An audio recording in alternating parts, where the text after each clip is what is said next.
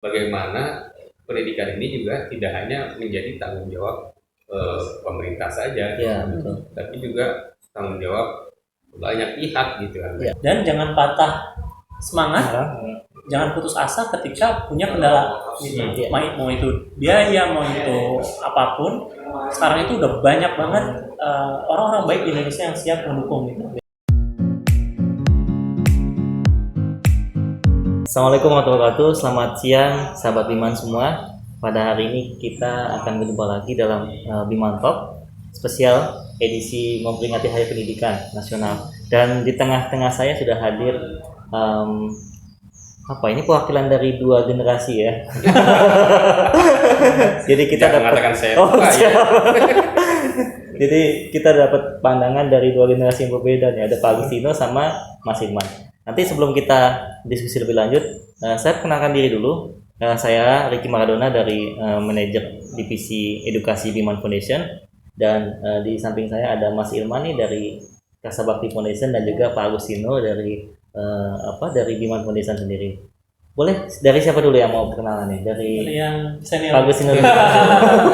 Silakan Pak Agustino. Oke, perkenalkan saya Agustino Zulis.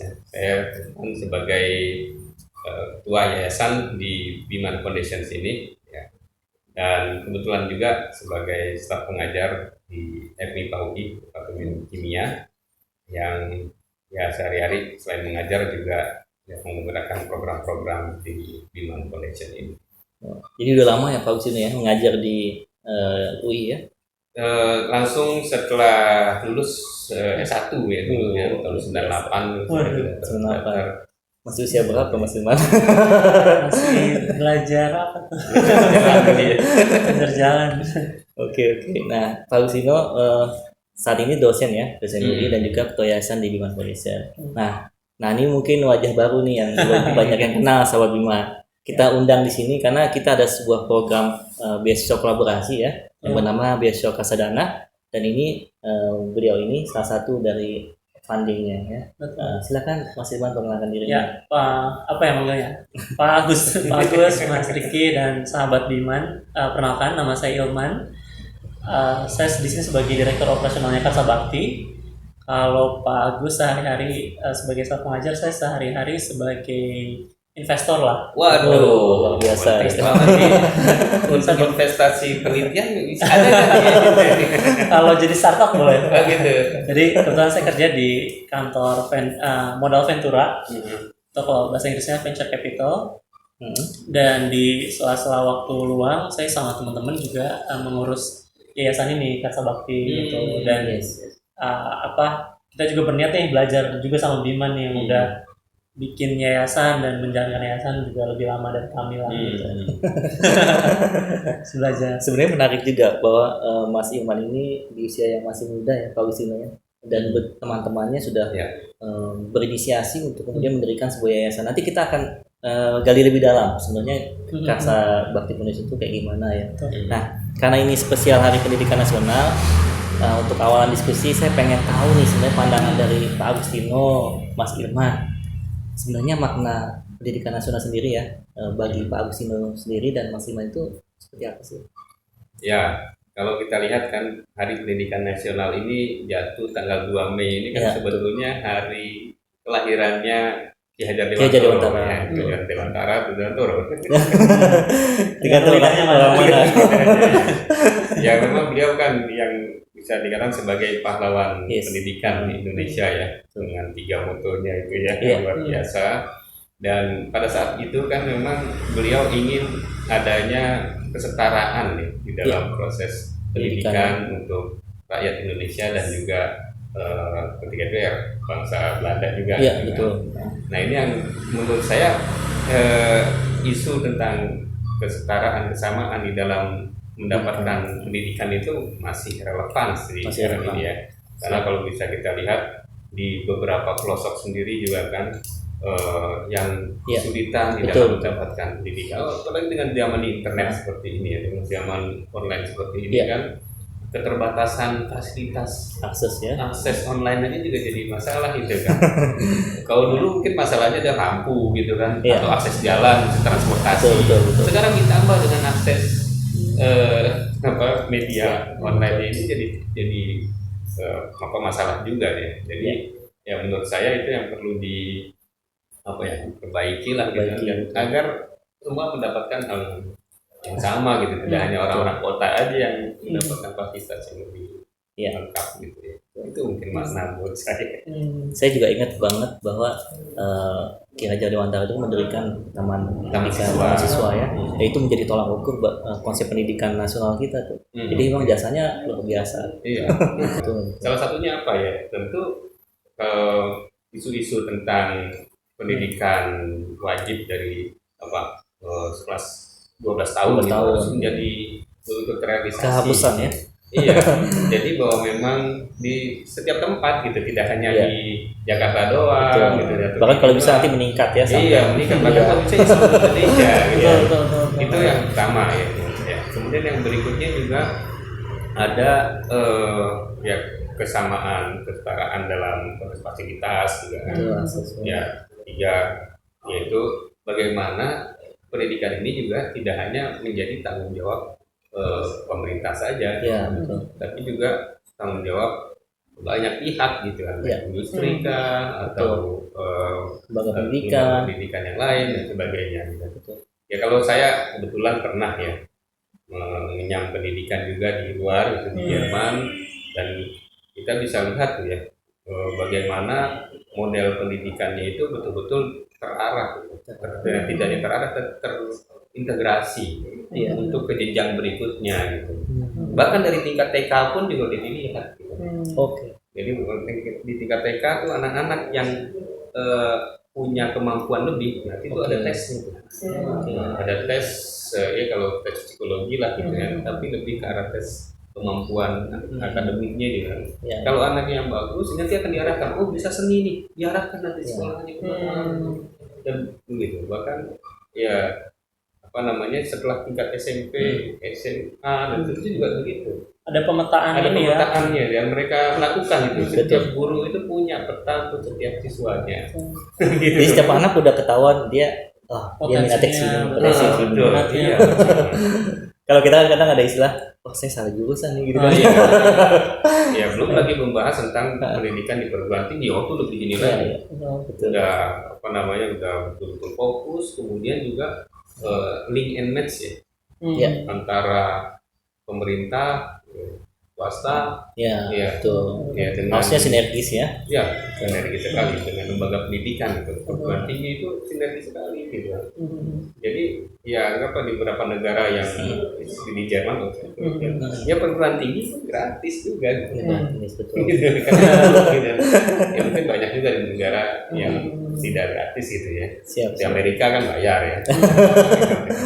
Jepang juga ada bayarnya, tapi peluang beasiswa, alhamdulillah nih sebetulnya apa yang kita lakukan di Bima dan juga di Kasa Bakti juga kan, menurut saya sangat membantu lah ya. Banyak nih yang kayak begini. Betul. Ya mungkin itu. Siap.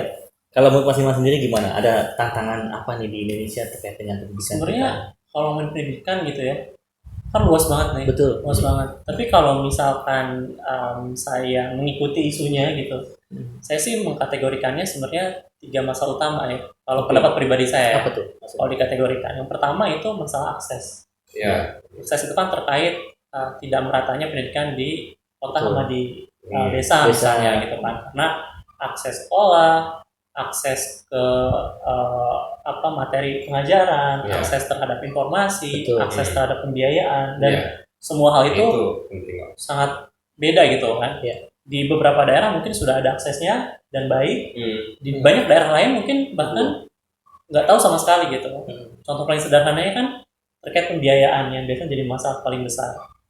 Itu kalau misalkan ada akses informasinya, tentu orang lebih akan tahu bahwa yang penting saya masuk sekolah dulu aja, nanti bisa cari beasiswa. Tapi kan kebanyakan itu orang udah takut duluan karena nggak ada akses informasi gitu. Belum lagi akses misalkan materi aja, yang kalau kita dengar misalkan di kota nih orang udah mainnya belajarnya udah pakai Udemy lah apa gitu kan. Di sana orang pakai buku yang keluaran misalkan tahun 2000 misalnya, udah 10 tahun 20 tahun. Jadi ketinggalan ya. Ketinggalan banget gitu. Nah, itu yang pertama terkait akses. ke berbagai hal termasuk informasi, infrastruktur sekolah, materi pengajaran, guru, segala macam. Yang kedua, saya melihat kategori besarnya adalah kualitas. Jadi kualitas itu terkait dengan kualitas kurikulumnya, kualitas guru sebagai pengampunya, terus kemudian kualitas pembelajarannya gitu kan.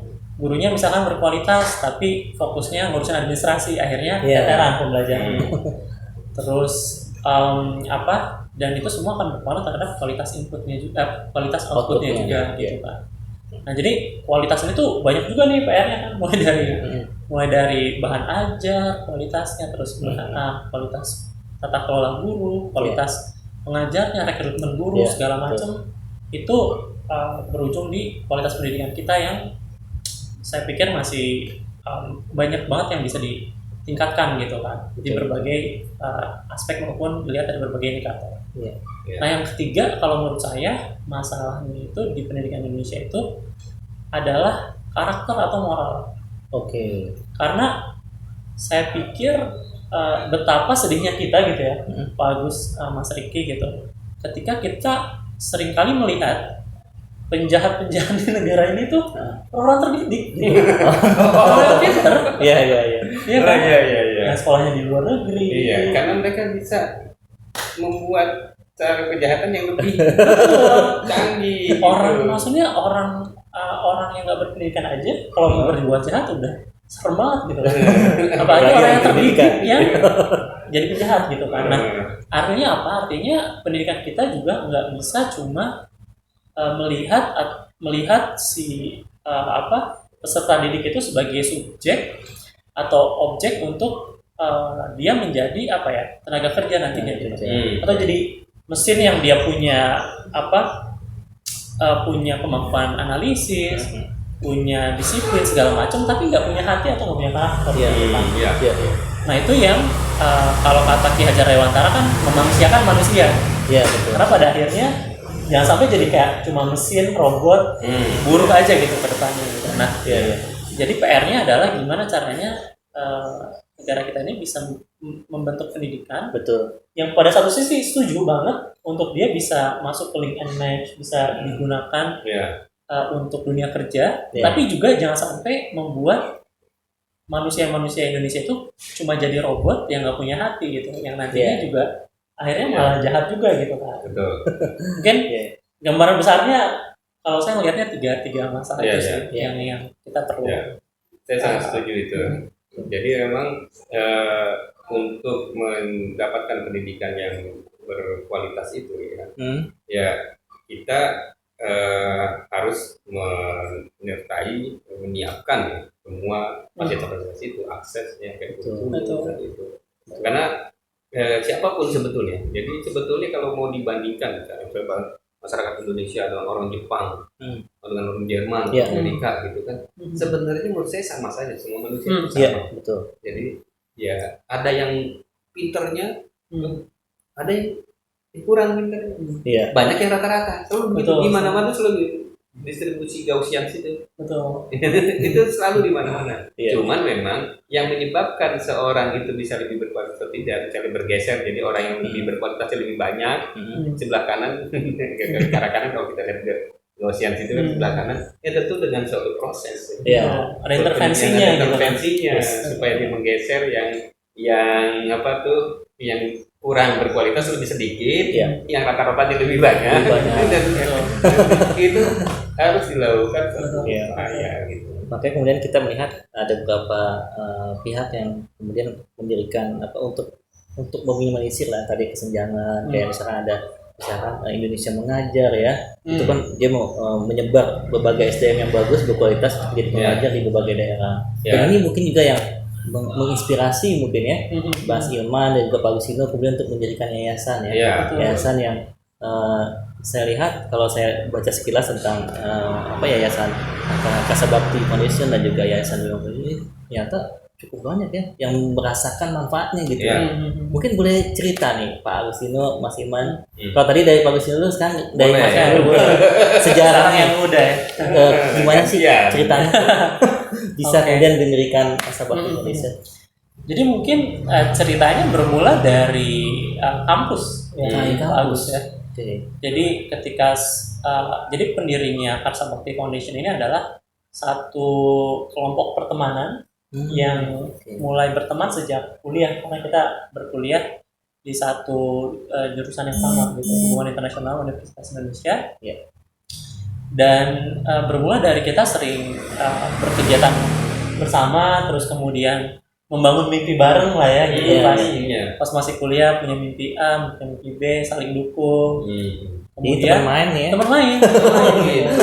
Teman main, teman organisasi, teman teman kongko warkop gitu kan, kalau zaman kuliah ngopi ya. teman Tapi ngopi. bisa ya punya ide membuat itu ya. Sebenarnya kebetulan kelompok kami ini cukup beragam. Jadi banyak juga yang dari daerah. Saya sendiri kan dari Bandung. Teman-teman kami yang dari Jember, dari Surabaya, dari Nganjuk, dari Bogor. Kami merasa satu hal yang sama, yaitu kami merasa bahwa pendidikan ini adalah satu keistimewaan. Ini adalah satu kemewahan buat bangsa kita gitu kan, sehingga kita punya tanggung jawab untuk memberi kembali gitu kan, untuk orang lebih banyak gitu. Nah dari kesamaan cara pandang itu, kita kemudian punya obrolan lah, ngapain ya gitu, kita harus ngapain ya, apalagi setelah lulus kan orang sibuk masing-masing. Jadi kita pengen ada satu ikatan nih yang bisa jaga silaturahmi kita. Selain selain mimpi yang tadi itu. Nah kemudian setelah ada beberapa kali obrolan, muncullah ide gimana kalau kita mengelola sedekah kita sendiri gitu kan. Karena kan orang udah mulai kerja, udah punya uang, mulai menyisihkan untuk, kalau orang muslim kan ada zakat atau infak gitu kan. Kita kelola aja yuk sendiri gitu. Nanti kita cari siapa penerima manfaatnya gitu. Nah dari situ akhirnya kita pikir, kalau gitu ya udah kita institusikan aja gitu. Hanya jadi kita punya mimpi untuk bikin yayasan ini gitu, sehingga kita nggak cuma nantinya bisa mengelola dana kita sendiri, tapi juga kita bisa membantu teman-teman kita yang lain, misalkan yang punya kepedulian tapi belum bisa bergerak, supaya bisa disalurkan semangat itu lewat Karsa Bakti gitu. Namanya Karsa Bakti Foundation ya? Karsa Bakti Foundation. Filosofinya apa sih Mas Iwan? Ini ada Karsa Bakti itu saya kurang lebih kayak pengabdian buat bakti dan bentuk karya kita untuk bangsa gitu. Awalnya mau Karsa Bakti Bangsa, cuma kalau nggak salah namanya udah ada, jadi Karsa Bakti Nusantara atau apa gitu. Yang nama yayasannya ya, nama yayasannya gitu. Nah sebenarnya itu satu filosofinya, tapi filosofi yang lainnya cukup lucu nih. Gitu. Jadi kita itu dulu kan semuanya tinggalnya di Kukusan Teknik di Depok sini. Nah Kukusan Teknik, terus teman-teman kita nih cowok semua. Jadi kita tuh sering menyebut diri kita Kutek Boys. Ya. Kutek Boys. Ini kan kayak norak banget gitu kan, norak banget Kutek Boys. Nah kita yaudah karena kita bikin yayasan, cari dong yang inisialnya mirip-mirip gitu. Gitu. Salah satu. Tapi kan kalau kita bikin yayasan Kutek Boys kan nggak lucu gitu. Kita cari yang lebih nama Karsa Bakti ini mewakili cita-cita kita untuk bisa nantinya berbakti dan berkarya untuk negara lah dengan cara kita. Make sense gitu. Saya baru tahu cerita Kutek. Ini cuma di Biman aja. Nah, kalau Biman Foundation sendiri nih Pak Agus, kan ini udah berdiri kurang lebih 3 tahun ya? Sebenarnya tahun 2013 ya. Udah lama ya? Untuk pendirian pertama ya 8 tahun lah ya. Alhamdulillah. Jadi Biman Foundation di sini ya kita buat ya sama ya, dengan niat kita, dengan modal semangat kita untuk memberikan ilmu yang kita miliki, skill yang kita miliki kepada masyarakat. Ini berawal ya tentu dari para dosen-dosen senior ya, juga bersama alumni gitu kan, yang ingin kita punya program pengabdian masyarakat gitu ya kan, program Pengmas di kampus kan, salah satu bentuk tridharma perguruan tinggi itu kan, selain pengajaran dan pendidikan ada pengabdian masyarakat. Nah, supaya lebih masif ya kita bikin aja gitu sebuah yayasan Biman ini ya. namanya Jagung Bina Pemuda Nusantara. Itu diambil dari mana Pak Lusin nama itu awalnya? Awalnya karena emang filosofinya bahwa kita ingin bahwa ini adalah menggerakkan para pemuda, sebagai apa ya, sebagai subjeknya, jadi bukan objek, subjeknya yang akan memberikan pemberdayaan masyarakat kepada seluruh lapisan masyarakat. Jadi sasaran kita ya siapa saja. Kira-kira program-program kita ada untuk lansia, ada juga untuk bapak-bapak, ibu-ibu, masyarakat umum, bahkan ada anak, itu program pendidikan generasi baca. Untuk mahasiswa pun juga kita ada program beasiswa itu kan. Jadi itu, dan tagline kita sini fostering youth leader gitu. Jadi menguatkan ya kepemimpinan pemuda. Oleh karena itu kita tentu mengisi mereka itu dengan tadi karakter, betul. ilmu. Jadi ada 3 kan, karakter, berilmu, dan satu lagi berkarya.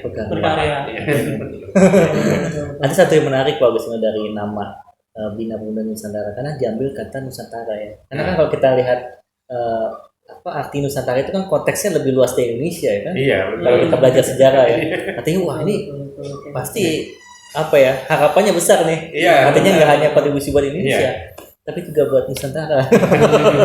Niatnya ya seperti itu gitu kan, bahwa kita tapi tetap kan segala sesuatu itu kan dimulai dari langkah kecil dulu. Kita bangun di sini di Beji, kegiatan-kegiatannya itu masyarakat Beji, tapi juga kita untuk kegiatan di masyarakat Depok juga ketemu, bahkan untuk secara nasional juga kita lakukan. Salah satu ya program apa namanya bantuan bencana pun kita juga lakukan, bidang sosial. Kita ada bidang sosial, edukasi, kemudian itu sampai kemana kita bantuan ke Palu yang kemarin juga, ke Banten. Nah, itu semua tuh tidak hanya memberikan bantuan, bahkan kita juga memberikan semacam kegiatan pendidikan juga anak-anak yang edukasinya juga ada ya Pak. Edukasi juga ada dengan rumah sains gitu ya. Ini juga sebagai salah satu bagian dari Biman juga. Siap. Ya, bahkan ya itu tadi rumah sains sendiri sekarang sedang bikin ini juga kegiatan Science for Kids. Itu pesertanya itu dari Sumatera sampai Papua gitu. Itulah Nusantara itu kita jalankan. Jadi banyak sekali ya yang telah dilakukan ya. Nah kalau di ini sendiri Kasa Bakti Foundation sendiri, kira-kira kontribusinya udah banyak juga di bidang pendidikan. Betul. Kalau Kasa Bakti itu kan sebenarnya visi kita adalah gimana caranya kita bisa meningkatkan kehidupan masyarakat Indonesia yang sekarang di posisi yang kurang beruntung lah. Dengan bentuk donasi dan kegiatan kerelawanan lah gitu. Nah, sebenarnya kita memang fokusnya di 2 hal sekarang ini. Yang pertama kita fokusnya ke pendidikan, yang kedua juga sama pemberdayaan ekonomi gitu. Nah, untuk 5 tahun pertama kita masih fokusnya bakal ke pendidikan dulu. Dan pendidikan ini kita fokusnya memang untuk menurunkan tingkat putus sekolah. Yang kita lihat memang di Indonesia ini data BPS itu paling tinggi dari SMP ke SMA. Kayak gitu. Nah, jadi kita sekarang sedang fokus di situ. Kita sekarang memberikan ada 2 program. Yang pertama Karsadana, yang kedua itu Karsadidik. Karsadana itu kalau istilah spesifiknya di World Bank itu namanya conditional cash transfer. Jadi kita kasih bantuan biaya, tapi ada conditionnya. Mereka harus datang sekolah, presensinya kayak gimana, nilainya harus gimana. Gitu. Setiap bulan kita kasih. Dan kemudian kedua juga kita tahu banyak anak-anak ini nggak punya akses pembelajaran yang bagus juga. Makanya kita tambahkan mereka suplemen pendidikan itu Karsadidik. Jadi kita buatkan kelas-kelas tambahan yang kita datangkan gurunya untuk mengajar peserta beasiswa ini supaya bisa membantu mereka berprestasi juga di kelas gitu. Apabila mereka misalkan kurang nangkepnya cepat atau kayak butuh tambahan. Ya. Jadi sasarannya SMP SMA ya. Sampai SMA gitu. Oh, iya. Sekarang ini kita udah secara rutin memberikan beasiswa ke 40 anak di Kabupaten Bogor, Kabupaten Kabupaten Banten, Kabupaten Serang, sama di Banten secara umum gitu. Dengan Padahal baru ya berdiri. kerjasama dengan tiga mitra. Jadi kita akan tambah 9 ya, 14. Terakhir 14. Kita akan tambah 14 juga dengan Biman ini. Alhamdulillah bisa jadi sekitar 50-an lah ya. Gitu. Betul. Nah, boleh cerita nggak sih Pak Sino sama Mas Biman ada ini nggak sih suka dukanya gitu. Ketika mengelola Biman kan makin banyak makin kegiatannya makin banyak ya kan, penerima manfaatnya juga makin banyak, pastinya ada suka dukanya ya Pak Sino, termasuk Mas Biman dari tadi berapa sampai 50 ya. Boleh cerita nggak dari siapa dulu sih? Dari Mas Biman atau dari Mas Biman? Kalau saya lebih sukanya bilangnya suka dan tantangan kali ya. Karena dukanya sih sejauh ini nggak ada. Nggak ada ya. Enjoy ya. Enjoy. Jadi mungkin sukanya adalah sangat bahagia bisa benar-benar terjun langsung dan melihat bagaimana bantuan yang kita kumpulkan dan kita salurkan itu terasa manfaatnya buat para penerima manfaat. Misalnya contohnya saya juga baru tahu nih kemarin karena baru main ke salah satu mitra kita di Kabupaten Bogor. Jadi tahun lalu itu ketika bulan puasa kita bikin sumbangan sembako buat keluarganya penerima beasiswa. Karena kita pikir mana mungkin anak-anak ini bisa belajar dengan tenang kalau keluarganya aja nggak bisa makan. Jadi kita sempat bikin penggalangan sembako, kita salurkan ke semua mitra dan keluarga penerima beasiswa. Ternyata itu benar-benar bermanfaat karena ternyata di saat-saat bulan puasa kayak sekarang tahun lalu itu orang-orang tuh nggak punya makanan sama sekali ternyata. Nggak punya beras karena nggak kerja sama sekali, nggak bisa keluar rumah segala macam. Dan tentu orang-orang ini yang hidupnya itu hari per hari ya. Kayak nggak punya tabungan kayak kita gitu kan.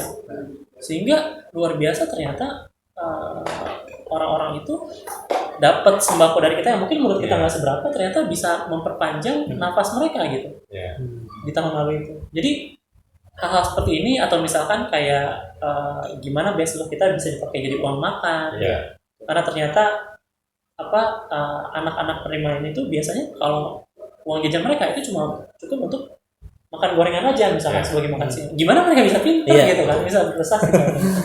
Jadi banyak sekali contoh-contoh dampak yang nyata, yang real seperti itu yang seringkali bikin kita terharu, bikin kita bahagia bisa memberi dan berkontribusi langsung. Nah kalau dari segi tantangan gitu ya, bukan duka. Kalau tantangan mungkin karena kami semua kan bekerja penuh gitu kan, penuh waktu gitu.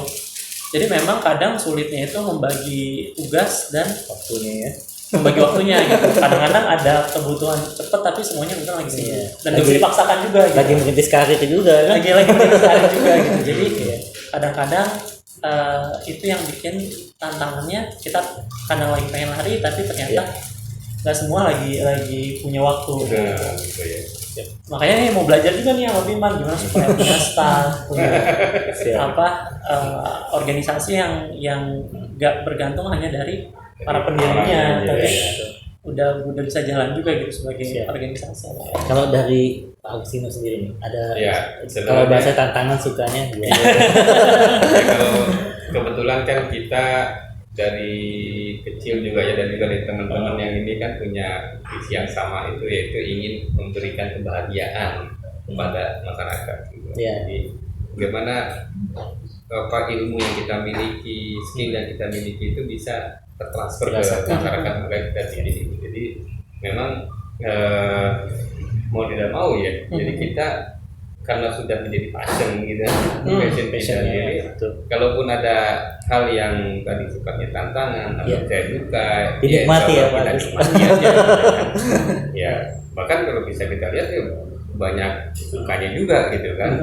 Ya ketika kita ya terus terang ya kita membantu misalnya ke yang sedang kekurangan ke mana Banten itu kan kita lihat anak-anak yang begitu polosnya gitu kan. Terus ketika kita ada bahagia itu rasa bahagia gitu. Oh bisa gitu mendapatkan apa yang kita ajarkan gitu kan.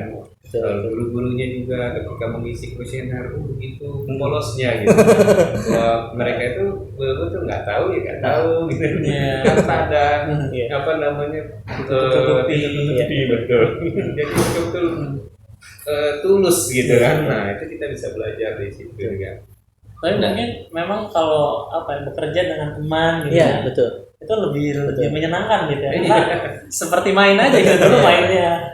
Sekarang mainnya ngurus yayasan gitu. Itu juga. Ya dan di sini juga kita kan membangun yayasan ini kan dasarnya itu ya. Dasarnya kita adalah asas kebermanfaatan. Jadi kebermanfaatan diri kita karena juga kita yakini bahwa siapa yang paling banyak manfaatnya itu yang paling terbaik gitu kan. Makanya itu kita bikin yayasan ini kan.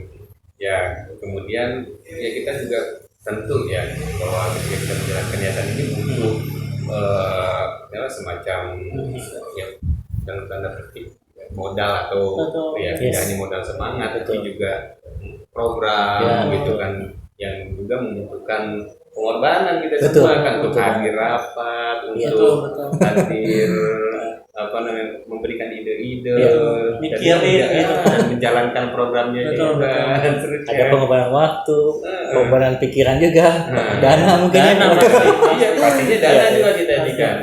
Tapi satu hal yang saya tangkap ya tadi apapun yang kita lakukan selama kita bahagia ya jadi senang aja kita tantangan ya maksudnya bagus. Pokoknya kalau sama teman-teman pasti lebih seru gitu kan. Seru rasanya seru gitu. Ya memang kalau dilihat dukanya tuh banyak banget nih kok. Misalnya ada orang ngapain sih mikirin orang lain, mikirin diri aja susah gitu ya. Betul. Kalau ada orang yang mengatakan Gus lu ngapain kan ada teman saya gitu. Oh profesor lo juga kan belum gitu mikirin lagi dulu lah gitu. Padahal justru kita ada kebahagiaan gitu kalau kita berbagi ya. Tapi betul jadi inget ini juga Pak. Kadang yang sedih itu ketika orang yang kita mau bantu nggak mau dibantu itu ada juga tuh ada begitu ya. Maksudnya kita tahu nih orang butuh bantuan tapi kok ngeyel atau kayak nggak mau kooperatif gitu kan. Jadi kayak kok jadi kita yang ngejarin gitu. Kita mau ngasih bantuan gitu kan tapi kok ada nemuin kasus begitu ya. Ada aja. Jadi kayak kitanya udah greget gitu kan, pengen bantuin anaknya, pengen cari solusinya, yang mau dibantunya malah kayak nggak punya semangat yang sama gitu kan. Jadi kayak sedih, kadang-kadang sedih. Ini sebenarnya banyak banget yang pasti pengen kita obrolin lagi ya, cuman kita dibatasi waktu sayangnya ya. Iya betul. Dan nanti ada kesempatan di lain waktu untuk kita diskusi lagi. Terakhir nih Pak Agustina sama teman, ada pesan nggak sih buat generasi muda Indonesia nih terkait pendidikan? Iya. Silakan. Ya memang menjalankan proses pendidikan itu kan kita kan sebenarnya proses pendidikan itu dalam bahasa teknologi kan rekayasa dari input yang kurang dengan proses itu menjadi output yang lebih baik dan lebih berkualitas. Nah dalam menjalankan proses ini sering gitu kan merasakan kepenatan capek gitu. Bahkan ada juga kesengsaraan gitu kan. Bayangin ya kita menjalani pendidikan berapa tahun gitu. Sampai ada yang mungkin kalau saya berapa tuh nah kepenatan kesengsaraan itulah menjadi bagian yang harus dijalani kadang anak-anak muda sekarang ini saya melihatnya gitu kan gampang sekali gitu kan bisa dikatakan teralihkan gitu ya dengan hal-hal yang melenakan mereka dengan permainan gadget dan sebagainya karena memang belajar itu ya susah gitu. Tapi kalau seandainya itu tidak dijalani gitu kan maka ya kalau kata Aristoteles kan ketika dia menasihati muridnya jika kamu tidak mampu bersabar atas sengsaranya belajar bersama saya maka kamu harus menyiapkan dirimu untuk bersabar dari sengsara hidupnya. Biasa. Gitu. Dari Mas Iman gimana? Ada pesan nggak buat generasi muda kita? Kalau saya sih ini bagus banget nih yang Mas dari Pak Agus ini gitu. Jadi kalau saya sih pesannya mungkin untuk dua orang yang berbeda. Jadi kalau buat temen-temen nih yang sekarang sedang mengejar pendidikan, sama semangatnya sama pesannya Pak Agus, supaya tetap terus semangat gitu mengejar pendidikan ini. Karena satu-satunya cara untuk memperbaiki kehidupan itu lewat pendidikan. Akan banyak sekali pintu yang terbuka ketika kita terus semangat mengejar pendidikan, dan jangan patah semangat, jangan putus asa ketika punya kendala gitu. Mau itu biaya, mau itu apapun. Sekarang itu udah banyak banget orang-orang baik di Indonesia yang siap mendukung gitu. Jadi selama kita punya kemauan dan bersungguh-sungguh gitu, pasti dapat jalannya. Dan kedua, buat teman-teman yang sudah punya pendidikan tinggi, mengenyam pendidikan bahkan di luar negeri gitu kan, dibiayai oleh negara segala macam, jangan lupa bahwa semua hal tersebut adalah keistimewaan yang sangat besar, yang dengan itu muncul tanggung jawab juga untuk memberi lebih banyak, bermanfaat lebih banyak buat orang di sekitar kita. Dan tentu dengan semakin besar tanggung jawab ya, semakin besar juga yang diharapkan dari teman-teman gitu kan. Jadi saya berharap teman-teman nggak lupa bahwa itu keistimewaan, dan menjaga keistimewaan itu sebaik-baiknya. Jangan sampai nanti melakukan hal-hal yang jahat lah ya gitu, ketika sudah punya posisi yang baik gitu kan, di pekerjaan, di karir maupun di masyarakat. Siap. Oke, makasih banyak nih Pak Agustino, Sama-sama. Mas Irman. Ini pesannya sahabat Iman harus jalanin nih, karena banyak banget tadi ya sesuatu yang memang bermanfaat yang harus kita sama-sama kita mudah-mudahan ada perubahan lah buat pendidikan Indonesia ke depan. Makasih banyak Pak Agustino, Mas Irman. Mudah-mudahan lain waktu kita bisa ketemu lagi. Oke, baik sahabat Iman, kita semua undur diri. Assalamualaikum warahmatullahi wabarakatuh. Selamat siang semuanya. Waalaikumsalam.